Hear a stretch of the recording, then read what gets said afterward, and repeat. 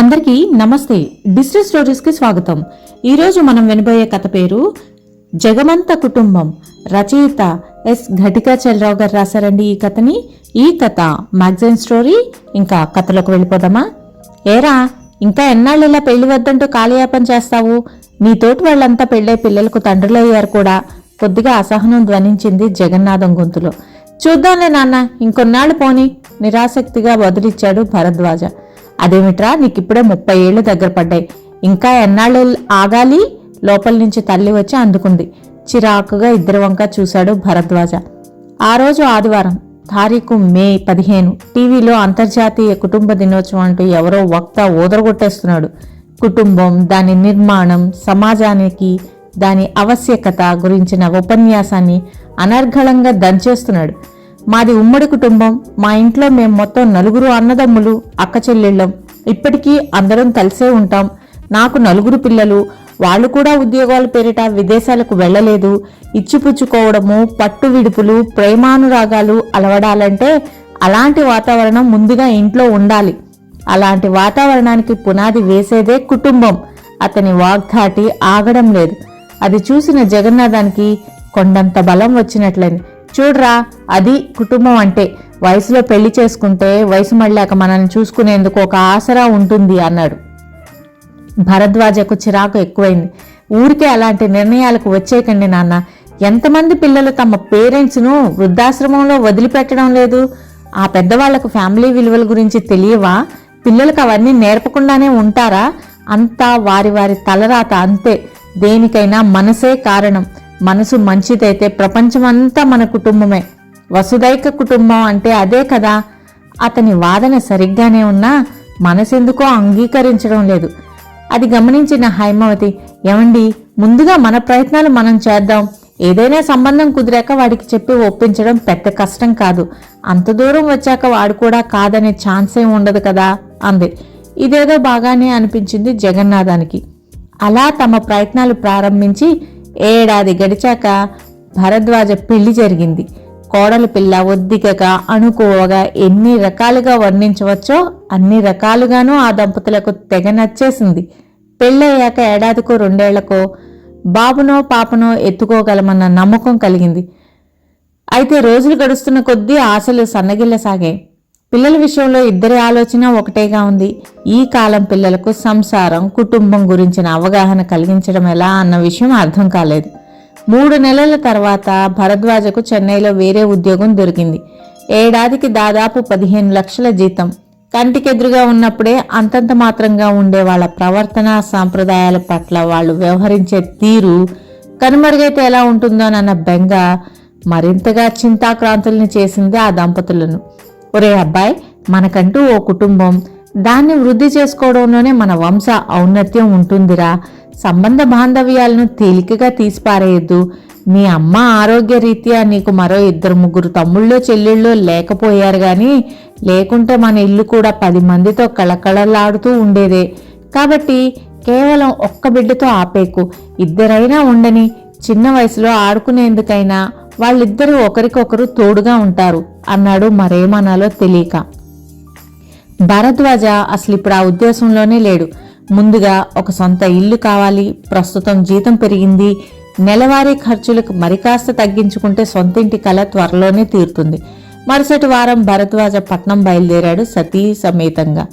అదొక చిన్న కాలనీ. ప్రస్తుత పరిస్థితుల్లో దాన్ని గేటెడ్ కమ్యూనిటీ అని కూడా అంటారట. మొత్తంగా 10-5 అంతస్తుల మేడలు, ఒక్కో భవంతిలో ఒక్కో అంతస్తులో 4 ఫ్లాట్లు. మొత్తం ఆ ప్రదేశంలో సుమారు 200 కుటుంబాలు ఉండగలవు. ABCD అంటూ మొత్తం 10 బిల్డింగ్లకు అక్షరాలు ఇచ్చేశారు. అక్కడున్న చాలా మందికి అవి సొంత ఫ్లాట్లే. అది భరద్వాజకు కంపెనీ తరపున కేటాయించిన ఫ్లాట్. అతను ఉండేది B భవంతిలో. గ్రౌండ్ ఫ్లోర్ నడవాకు కుడివైపు రెండో ఇల్లు. B12 2 పడకల గదుల ఇల్లు. ఇద్దరికే కాబట్టి విశాలంగానే అనిపించింది. హాలు, బెడ్రూమ్లు కాస్త పెద్దగానే ఉన్నాయి. వంటగది కూడా విశాలంగా ఉంది. ఆ కాంపౌండ్లోనే community hall, park, walking track, play area అంటూ సకల వసతులు ఉన్నాయి. సాయంత్రం అంతే పిల్లలంతా గోలగోలగా అరుస్తూ ఆడుకుంటూ ఉంటారు. ఉదయం సాయంత్రం పెద్దవాళ్ళంతా కాలిబాట మీదకి వచ్చేస్తారు. అక్కడున్న 10 బిల్డింగులకు కలిపి 3 వీధులు ఉన్నాయి. 6 బయలు ప్రదేశం ఎక్కువగానే ఉంది. రోడ్డుకు 2 వైపులా చెట్లు ఏ కాలంలో నాటారో గాని అవి సుమారుగానే పెరిగాయి. మొత్తం వాతావరణం అంతా ప్రతి నిత్యం పచ్చదనంతో ఆహ్లాదకరంగా ఉంది. భరద్వాజ దంపతులు ఆ వాతావరణానికి ఎంతో ముగ్ధులయ్యారు. ఏమండి, మనం ఇక్కడే ఓ ఫ్లాట్ కొనేసుకుందామా అని అడిగేసింది సంహిత. ఆమె వంక తదేకంగా చూశాడు. ఇక్కడేవి ఖాళీ ఉన్నట్టు అనిపించడం లేదు, ఉన్న రేట్ బాగా ఎక్కువగా ఉంటుంది, చూద్దాం అన్నాడు సాలోచనగా. సాయంత్రం పూట వాకింగ్కి వెళ్తే ఎవరో ఒకరు హాయ్ బ్రదర్ అనో, హలో అంకుల్ అనో, ఏం బాబు బాగున్నావా అనో, అన్నయ్య అనో, తమ్ముడు అనో, మామయ్య అనో, బాబాయ్ అనో పలకరిస్తారు. ఆ సాంప్రదాయం కొత్తగా అనిపించింది. అతనికి ఇది బాగా ఆశ్చర్యం వేసింది. క్రమంగా అతనికి అది అలవాటైపోయింది. ఒకరోజు సాయంత్రం ఆఫీస్ బస్ దిగి వస్తుండగానే హఠాత్తుగా కాలనీలో కలకలం. ఏమైందో అర్థం చేసుకునేందుకు ప్రయత్నిస్తూ మెల్లగా తమ ఫ్లాట్ వైపు కదిలాడు. బ్లడ్ బ్యాంక్ అంకుల్కు యాక్సిడెంట్ అయింది, హాస్పిటల్కి తీసుకెళ్లారు అన్నాడు 12 ఏళ్ల ఎదురింటి సచిన్. అతనెవరో తెలియలేదు భరద్వాజకు. ఆ మాటను అక్కడే ఉన్న సచిన్ తండ్రిని అడిగాడు. G24లో ఉంటారు రాఘవయ్య గారని అన్నాడు అతను. అంటే ఆయన బ్లడ్ బ్యాంక్ నడుపుతున్నారా అడిగాడు భరద్వాజ. 2 క్షణాలు ఎగాదిగా చూసి భళ్ళు నవ్వేశాడు అతను. అదేం లేదండి, ఆయన ఇప్పటి వరకు సుమారు 100 సార్లు బ్లడ్ డొనేట్ చేశారు. మన కాలనీలోనే చాలా మందిని ఆదుకున్నాడు. అందుకే అందరం ఆయనను అలా పిలుస్తాం. ఆయన ఒక్కరే కాదు, ఇంకా అలాంటి సెలబ్రిటీలు బాగానే ఉన్నారు ఇక్కడ. సినిమా స్టంట్ మాస్టర్ మహేంద్ర, ప్రముఖ కథా రచయిత నరసింహమూర్తి, గాయకుడు Sarath, chess grand master Gokul, cricketer Sandeep, ఇంకా చాలా మంది ఉన్నారు. ప్రస్తుతం నేను హాస్పిటల్కి వెళ్తున్నాను రాఘవయ్య గారిని చూసేందుకు. మీరు వస్తారా అడిగాడు సచిన్ తండ్రి సుందర్. అప్పుడే ఆఫీస్ నుంచి వస్తున్నాడు. ఇంటికి వెళ్లి సంహితతో చెప్పి వెళ్దామా అంటూ కొద్ది క్షణాలు ఆలోచించి మళ్ళీ పదండి వస్తున్నానంటూ అడుగులు వెనక్కి వేశాడు. ఫోన్ చేసి సంహితకు విషయం చెప్పేశాడు భరద్వాజ. సుందర్ బైక్ మీద ఇద్దరు వాయువేగంతో హాస్పిటల్ చేరుకున్నారు. అప్పటికే ఆయన్ని ఆపరేషన్ థియేటర్లోకి తీసుకెళ్లారని చెప్పారు. యాక్సిడెంట్ వల్ల కాలికి ఫ్రాక్చర్ అయిందని ఆపరేషన్ చేస్తున్నారని చెప్పారు. అప్పుడే నర్సు హడావిడిగా బయటికి వచ్చింది. రాఘవయ్య గారి తాలూకు ఎవరండి అంటూ. అక్కడే నిలబడి ఉన్న 4-5 అడుగు ముందుకేశారు. ఆయనకు బ్లడ్ అవసరం, ప్రస్తుతం O పాజిటివ్, ఇక్కడ స్టాక్ లేదు, 2 యూనిట్లకు ఒకటే ఉంది, మీలో ఎవరైనా డోనర్స్ ఉన్నారా అంది. మరుక్షణమే అందరూ ఒకరి ముఖాలొకరు చూసుకొని అడుగులు వెనక్కి వేశారు. అప్పుడే భరద్వాజ అడుగు ముందుకేసి సిస్టర్ నేను O పాజిటివ్ అన్నాడు. అక్కడున్న అందరూ అతని వంక చూశారు. వాళ్ల చూపుల్లో ఆరాధనాభావం కనిపించింది. అతన్ని తనతో తీసుకురావడం మంచి పనైందన్న భావన సుందర్ కళ్లల్లో కనిపించింది. వెంటనే నర్సు భరద్వాజను లోపలికి తీసుకెళ్ళింది. సుమారు అరగంట గడిచాక భరద్వాజ కొద్దిగా నీరసంగా బయటకొచ్చాడు. అక్కడున్న అందరూ అతన్ని అభినందించారు. భరద్వాజకు జరిగిందంతా కలలాగా అనిపించసాగింది. అతనెవరో తానెవరో అయినా ఆ క్షణంలో అలా ఎందుకు అనిపించిందో ఏమీ అర్థం కాలేదు. ఆ క్షణంలో తన చుట్టూ ఉన్న మనుషులందరూ తన వాళ్లే అనిపించింది. బహుశా అందుకే తానలా ప్రవర్తించాడేమో. తండ్రి చెప్పిన మాటలు అర్థం కాసాగాయి. గడిచిన 25 ఏళ్ల జీవితంలో ఏ రోజు రక్తదానం గురించి ఆలోచించలేదు. అలాంటిది ఇవాళ అలా ఎందుకు అనిపించిందో అర్థం కాలేదు. ఒక వ్యక్తిని కాపాడుతున్నాను అనే తృప్తి కలిగింది. ఆ భావన మనసులో ఉద్భవించడానికి కారణమేమిటి? కాలనీలో చేరిన దగ్గర నుంచి ప్రతిరోజు తనను పలకరించే వాళ్ళు ఏదో ఒక బంధుత్వాన్ని ఆపాదించి పిలవడం ఒక కారణం కావచ్చునా? కుటుంబం పెద్దదిగా ఉండాలని నాన్న పదే పదే చెప్పడం వెనుక ఉన్న కారణం ఇదేనా?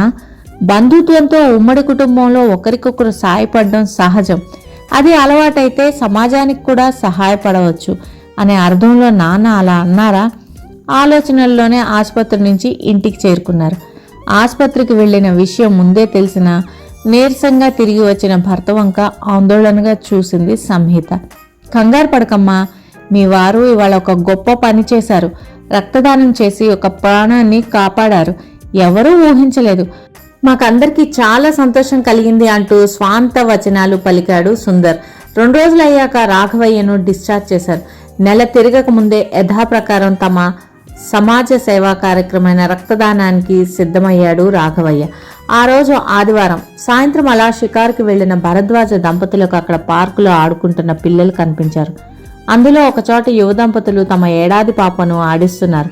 పాప ముద్దుగా బొద్దుగా చాలా అందంగా చలాకీగా ఉంది. బుడిబుడి నడకలతో ఆ ప్రదేశమంతా పరిగెత్తుతూ ఉంది. ఆ పాపను చూడగానే భరద్వాజ దంపతులిద్దరూ ఒకరినొకరు చూసుకున్నారు. ఇద్దరి మనసులోనూ ఒకే సమయంలో ఒకే కోరిక, అలాంటి పాప మన ఇంట్లోనూ ఉంటే బాగుంటుంది, పరాయి వాళ్ళ పాపని ఎంతసేపనే ఆడించగలం అన్న భావనే ఆ చూపుల్లో. ఆ సమయంలో అతనికి తన తల్లిదండ్రులు గుర్తొచ్చారు. వాళ్ళు చెప్పిన దాంట్లో అనేక భావాలు ఇమిడి ఉన్నాయన్న విషయం ఇప్పుడిప్పుడే అర్థమవుతుంది. తమ మనసులోని కోరికకు కార్యరూపం కల్పించారు. ఫలితంగా మరుసటి ఏడాది బాబు పుట్టాడు. జగన్నాథం దంపతులకు మొత్తానికి వంశాంకురం కలిగింది అని కొండంత తృప్తి. గడిచిన ఏడాది కాలంలో భరద్వాజకు కాలనీలో అందరితోనూ సాన్నిహిత్యం బాగా పెరిగింది. తనతో మెలిగే వాళ్లల్లో కొంతమందికి పరస్పరం వైరం లాంటి అయిష్టం ఉండటం వల్ల అతని ముందు పలకరించుకున్నా విడిగా మాత్రం ఎడముఖం పెడముఖంగా ఉండటం గ్రహించాడు భరద్వాజ. నోరు మంచిదైతే ఊరు మంచిదవుతుందని తండ్రి చెప్పిన సామెతను అనునిత్యం పాటించే భరద్వాజకు ఆ కాలనీలో అందరూ మంచివారుగానే కనిపించేవారు. ఆ ఒక్క అలవాటు వల్లే భరద్వాజ ఏ ప్రత్యేక అర్హతలు లేకున్నా వీఐపీగా చలామణి అవసాగాడు. బాబుకు ఏడాది వయసు వచ్చింది. తాము కోరుకున్నట్లుగానే బుడిబుడి నడకలతో ముద్దులొలికే మాటలతో అలరిస్తున్నాడు బాబు. కుటుంబ సమేతంగా అప్పుడప్పుడు తమ ఊరికి వెళ్లి వస్తూ ఉండేవాడు భరద్వాజ. వెళ్ళినప్పుడల్లా తమ పూర్వీకుల కుటుంబాల గురించి తండ్రి చెప్పడం, ఇతను వినడం ఆనవాయితీగా మారింది. పరోక్షంగా అతనికి మరో సంతానాన్ని కనమని చెప్పడమే అది. తండ్రి మనసులోని కోరిక భరద్వాజకు అర్థమైంది. ఉమ్మడి కుటుంబాల్లో మనిషి సహాయానికి మాట సహాయానికి డోకా ఉండదు కానీ ఆర్థికపరమైన కారణాల వల్లే సాధారణంగా కలతలు పెచ్చుమీరుతాయన్న విషయం జగన్నాథానికి అప్పటి వరకు అవగాహనకు రాని విషయం. ఊరికి బయలుదేరే ముందు భరద్వాజ తండ్రితో అన్నాడు, నాన్న, ఉమ్మడి కుటుంబం అంటే ఏమిటో నాకు బాగానే అర్థమైంది. ప్రస్తుత పరిస్థితుల్లో కుటుంబ నియంత్రణ అన్నది చాలా ముఖ్యం.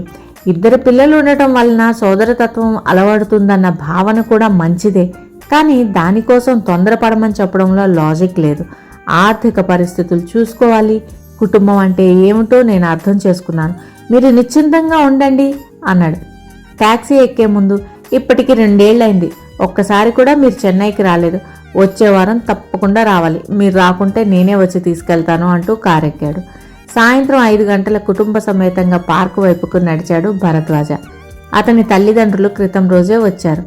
జగన్నాథం దంపతులు మనవణ్ణి ఎత్తుకుని అక్కడున్న జారుడు బల్ల వద్దకు వెళ్లి వాడిని అక్కడ ఆడించసాగారు. భరద్వాజ, సంహిత అక్కడున్న కాలిబాటలో నడక ప్రారంభించారు. మొత్తంగా 10 చుట్లు వేస్తే 2 కిలోమీటర్లు నడిచినంత దూరం అవుతుంది. అలా 10 రౌండ్లు ముగించి కూర్చున్నారు ఇద్దరు. అప్పుడే జగన్నాథం దంపతులు వచ్చి పక్కనే కూర్చున్నారు.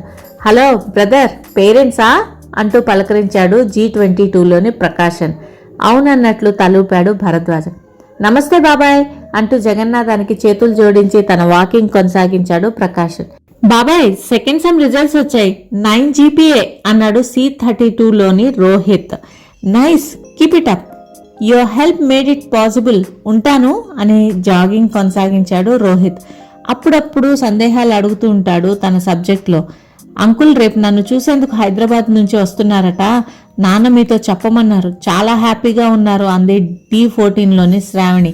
తనకి ఈ మధ్యనే ఇన్ఫోసిస్లో ఉద్యోగం దొరికింది. కంగ్రాట్స్, నాన్నకేనా హ్యాపీ, నీకు మాత్రం లేదా, సిగ్గుపడి పారిపోయింది శ్రావణి. అన్నయ్య, ఎల్లుండు L&Tలో ఇంటర్వ్యూ, రేపు ఒకసారి కలుస్తాను, ఏమైనా టిప్స్ ఇవ్వగలవా అన్నాడు శశాంక్. అతను E14లో ఉంటాడు. ఎక్సలెంట్, దానికే నువ్వు ఎప్పుడైనా రావచ్చు. మరు నిమిషంలో 70 ఏళ్ల శంకరన్ అక్కడికి వచ్చారు. అబ్బాయి, నా IT రిటర్న్స్ కాస్త చూసి పెట్టగలవా, వెబ్సైట్ కొద్దిగా ఇబ్బందిగా ఉంది, అర్థం కావడం లేదు అన్నాడు అతను. అతను H42లో ఉంటాడు. అలాగే తాతయ్య అన్నాడు భరద్వాజ. ఎవరు, అమ్మా నాన్ననా? నమస్కారం అండి, రత్నం లాంటి అబ్బాయిని కన్నారు, ఒక్కడు 1000 మందికి సమానం, పొగడ్తలు కాదు నిజం అన్నాడు ఆ పెద్ద ఆయన. జగన్నాథం కొడుకు వంక విప్పారిన నేత్రాలతో చూడసాగాడు.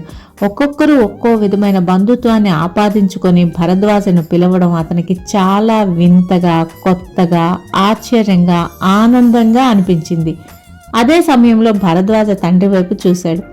ఉమ్మడి కుటుంబం అంటే ఏమిటి నాన్న? అందరూ ఒకచోట కలిసికట్టుగా ఉండటమే కదా. ఆ లెక్కన ప్రస్తుతం నాది ఎంత పెద్ద కుటుంబమా చూసావా? రక్త సంబంధం ఉన్నంత మాత్రాన బంధాలు బలంగా ఉంటాయా? రక్త సంబంధం లేకున్నా బంధాలు బలంగా ఉంటే అదే ఉమ్మడి కుటుంబం అనుకుంటాను. నేను ఇక్కడ ఒక్కరికి రక్తదానం చేశాను. ఆ తర్వాత ఆయన ఇక్కడున్న చాలా మందికి దానం చేశారు. కాబట్టి నా రక్తం ఇక్కడున్న అందరిలోనూ ఉన్నట్లేగా. ఆ లెక్కన ఇప్పుడు నేను వీళ్ళందరికీ రక్త సంబంధికున్నే. ఇక్కడున్న కుటుంబాల్లో కనీసం సగం కుటుంబాలు నావే. అలా ఇప్పుడు నాది జగమంత కుటుంబం, అందరూ అనే వసుదైక కుటుంబం. ఏమంటారు అన్నాడు భరద్వాజ. జగన్నాథం కళ్ళు చెమర్చాయి. ఏమంటాను? నాకు అందనంత ఎత్తుకు ఎదిగావరా. నువ్వన్నది నిజమే. పరోపకారార్థమిదం శరీరం అన్నట్లు బంధాలు బలంగా ఉండాలంటే కేవలం రక్త సంబంధాలే కానక్కర్లేదు. నా ప్రయత్నం లేకుండా ఇంత పెద్ద కుటుంబాన్ని ఇచ్చినందుకు చాలా సంతోషంగా ఉంది. మన అంటే మనసు అనే పదంలోని మొదటి 2 అక్షరాలే కదా. ఆ మనసే అన్ని బంధాలకు మూలం. అదే మనల్ని నడిపిస్తుంది. వెరీ గుడ్, నాకిప్పుడు నిశ్చింతగా ఉంది అన్నాడు జగన్నాథం ఆనందోద్వేగంతో కంపిస్తున్న స్వరంతో కొడుకు వంక గర్వంగా చూస్తూ. ఫ్రెండ్స్, ఈ కథ ఇంతటితో సమాప్తం. తిరిగి మరొక మంచి కథతో నెక్స్ట్ వీడియోలో కలుద్దాం. Thank you very much for listening.